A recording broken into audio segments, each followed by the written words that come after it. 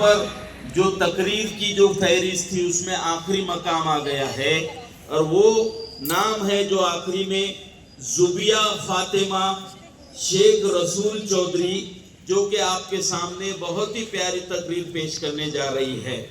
ان کو یہاں پر تقریر کے لیے میں آواز دیتا ہوں۔ زبیہ فاطمہ۔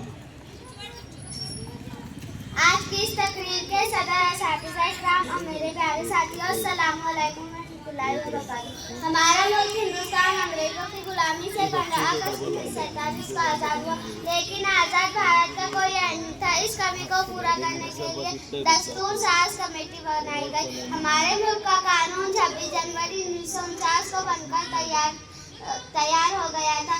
اس 26 جنوری 1950 کو نافذ کیا گیا۔ تب سے ہر سال 26 جنوری کے دن یوم جمہوریہ کا جشن بڑے دھوم دھام سے منایا جاتا ہے۔ ہمارے ملک نے ہر آدمی کو اپنے مذہب اور خیالات کا اظہار کرنے کی آزادی دی۔ ہمیں انصاف مساوات کا حق ہے۔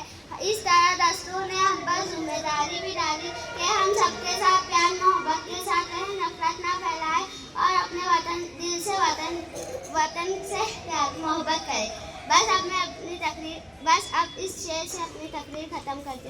غلط الزام ہے ہم پر وفاداری نہیں کرتے، غلط الزام ہے ہم پر وفاداری نہیں کرتے، محبت بانٹتے ہیں ہم اداکاری نہیں کرتے، محبت بانٹتے ہیں اداکاری نہیں کرتے۔ جے ہند، جے بھارت، اللہ۔